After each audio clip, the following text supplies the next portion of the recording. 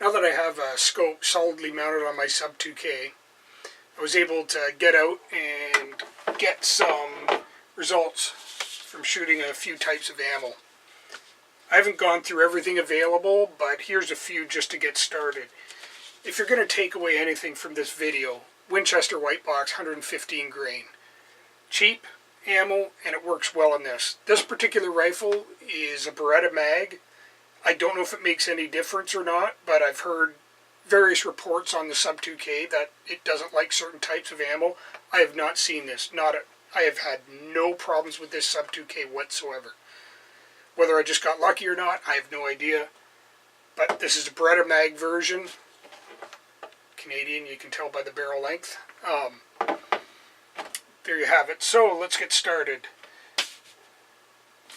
This was me scoping in the Winchester White Box. The only reason I kept it was for a record of my chronograph findings. 1293 to 1380, so basically 13 to 1400 feet per second. This particular target is from 50 meters. You can see I just had to pull it down and over a bit, and I was pretty much going pretty good. I think I only adjusted it twice in just a very little bit.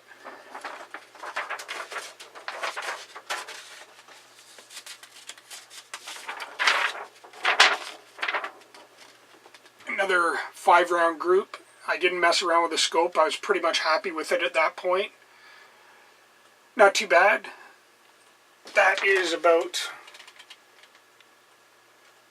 I'd say it's a couple-inch group or whatever. That one could have been me pulling it a little bit. I was getting swarmed by insects at the time when I was shooting it. For some reason they really like this gun oil.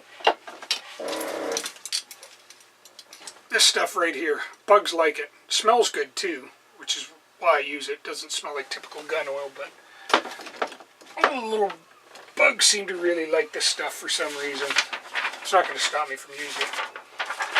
And here's a Winchester White Box at 100 meters. It's about a 2.5-inch group or so. I call that pretty good. For a 9mm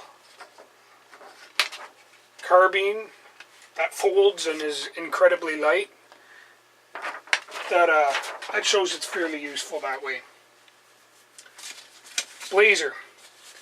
Blazer was a big surprise. Blazer, I believe, is a CCI product, and I was expecting good things from it.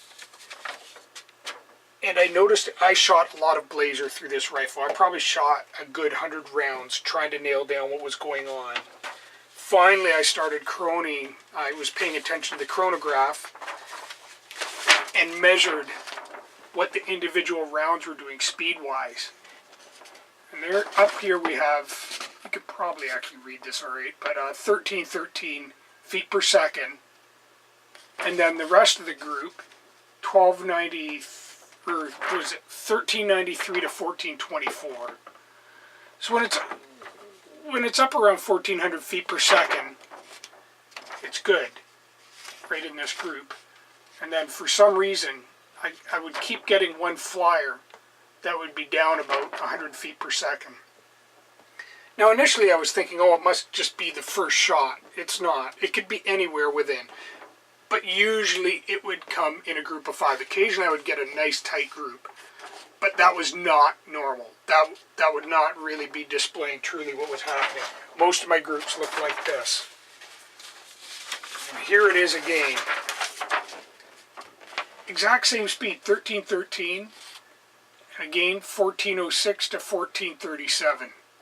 Very consistent speeds here, but the one flyer at about 100 feet per second lower.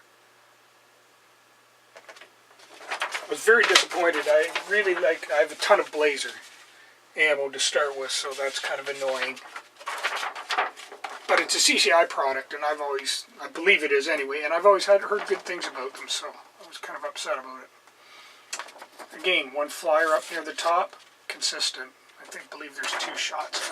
That one right there is a 2-shot group.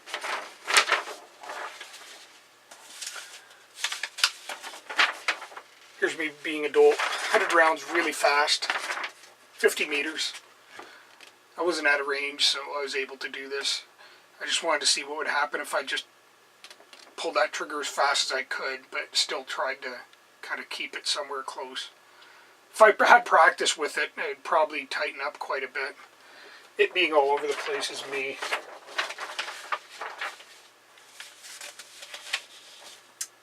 Handloads.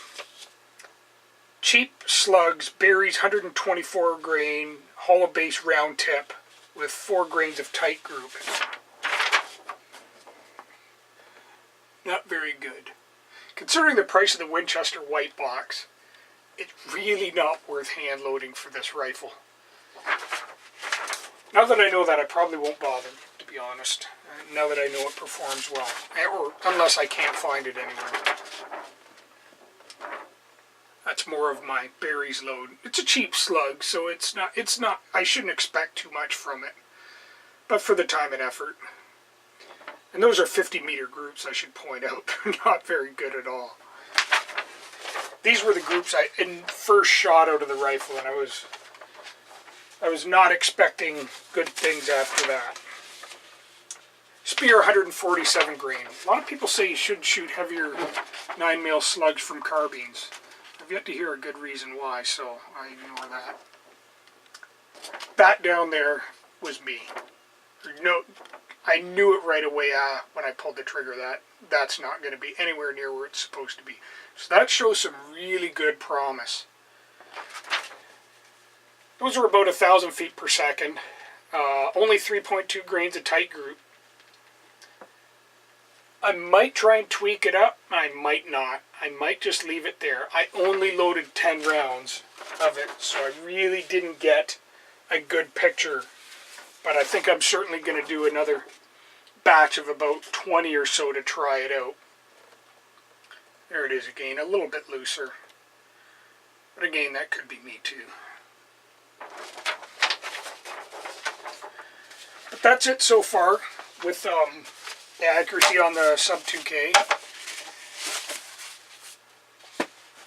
And this is about as good as I could have hoped the Sub-2K to perform as a 9mm pistol round. I'm pleased with it. It's portable. The scope, putting it on and off, doesn't change the point of aim noticeably. It could be changing it an inch and or half an inch. I wouldn't honestly really notice. I took it on and off a couple times just for kicks and didn't seem to move at all as far as I could tell. But like I say, it could be moving a bit and I wouldn't notice. And for all intents and purposes, it's fine. So that's about it for the Sub-2K so far. If I get more data, I'll certainly add it on as another video. If anyone has any comments or anything, I would appreciate hearing more. Particularly if you have some personal experience with various loads and such, I'd like to hear it. Thanks.